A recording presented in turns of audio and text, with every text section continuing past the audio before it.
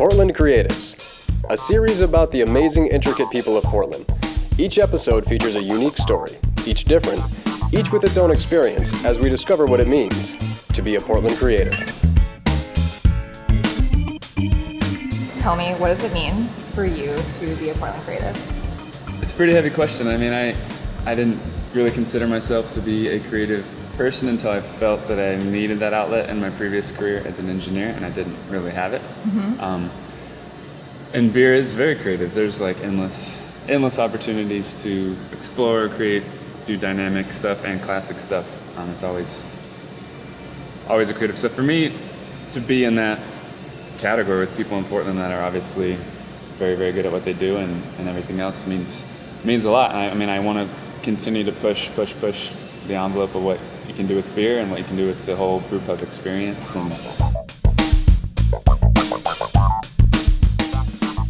Do you feel like you're more of a brewery, or do you feel like you're more nonprofit? Definitely more of a brewery. I mean, we said from the get-go that we want to be a brewery first and then also a nonprofit.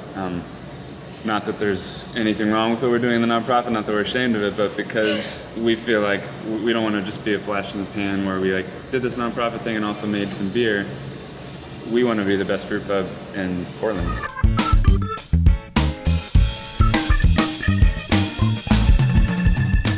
Tell me your thoughts on what the Portland beer scene or brewery scene looks like to you. The brewing scene here is super collaborative. Everybody is friendly and helpful, and yeah, we're all kind of buddies, even though we're technically competitors. And the coolest thing to hear is like other breweries, you hear people all the time, so-and-so from this brewery told me I had to come here. I mean, that's the biggest validation you can get, is someone else from a brewery saying, you guys got to check out Xnovo. Creating spaces is something I've always loved to do, creating warm environments and like hosting people to my house. It kind of feels like that, just trying to make that's awesome. This place feel like that and have the same outlook and the same welcoming vibe to people that they're coming over for dinner. You and your wife, family, friends, sure. You guys all you brought everybody together in this pretty project. Much, yeah. I mean, this is really personal. I could point all around and be like, oh, my friend hung that light fixture and painted that wall, and I put the tile in the bathroom and all this, It was very much just like putting it together ourselves. Yeah, we want it to be very Portland. It is Portland. I feel like this is the kind of city that you can pull a project like this off. The nonprofit brewery thing wouldn't fit in a lot of other cities around the country. Totally. But we felt lucky to be in a place where that wasn't even a guess. It was like, yeah, people will get this and will understand and will support it.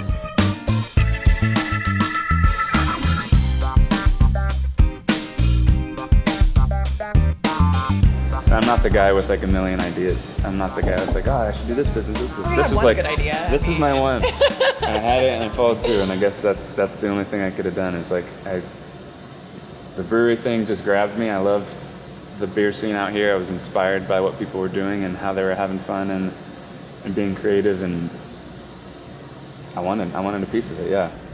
I'm drinking this peach. Yeah, that's a peach and apricot goza. Uh-huh. It's a German-style sour ale. Mm-hmm. We put that in Pinot Noir barrels for a few months with some wild yeast. So that's probably one of our more complex beers that's on right now. A fusion of styles, and I love it. I mean, with beer you have endless variables. It's amazing. Just you have hops and malts and yeast combinations mixed with fruit and spice combinations and all that. There's hundreds and hundreds and thousands of different combinations you can come up with. So it is very exciting to get together and just be like, all right, it's fall. What do we want to be drinking in 3 weeks to round this, the top list out, or what? So is it really that short of a turnover? That beer's not, but sure. It spent some time in Pinot Noir barrels. But yeah, normally it's 2-3 weeks from when we're thinking about it to when we're drinking it. What's something that you feel that you offer here on tap that people just can't really get anywhere else? And we want to have anybody that walks in here just be able to feel like it's an approachable list. They can try something they're comfortable with and maybe stretch a little bit and try something new and explore a little bit like that.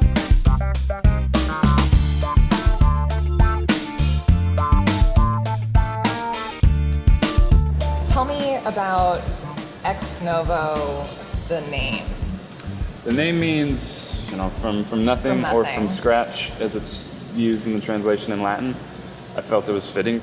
How do you view yourself in creating something from nothing in relation to a lot of other Portland creatives? I think a lot of folks have had to work their way up.